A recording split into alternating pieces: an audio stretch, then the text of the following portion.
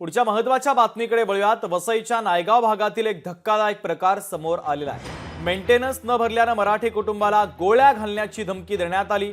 मराठी व्यक्तीला अश्लील भाषेत शिवेगाळ करण्यात आल्याचा हा सगळा धक्कादायक प्रकार आहे। व्हिडिओ व्हायरल झाल्यानंतर संतापाची लाट पसरलेली आहे।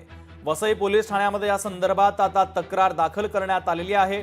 वसईच्या नायगाव परिसरातील रोशन पार्क सोसायटीमध्ये मराठीच्या मुद्द्यावरून धक्कादायक प्रकार आता घडलेला आहे।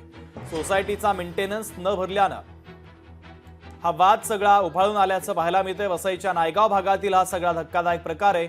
मेंटेनन्स न भरल्याने मराठी कुटुंबाला चक्क गोळ्या घालण्याची धमकी देण्यात आलेली आहे।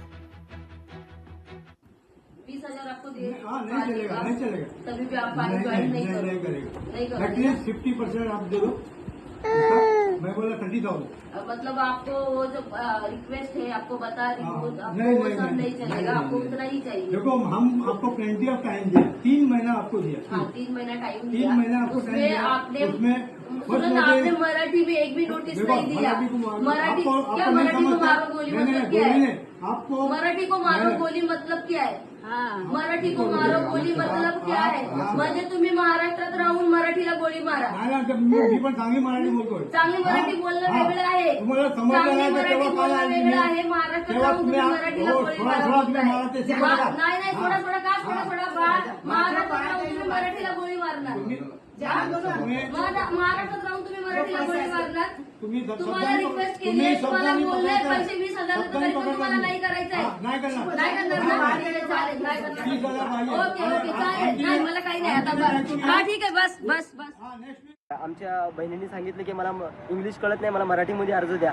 तर हे म्हणतात की आम्हाला मराठी यायची, आम्हाला काय देणं घेणं नाही, मराठीला मारा गोळी करून। असं कसं बोलू शकतात महाराष्ट्र? ते सोसायटीचे सेक्रेटरी आहेत ते। त्याचं नाव काय? त्यांचं नाव फर्नांडिस करून नाव आहे आणि एक दुसरे ते अनिस आहेत।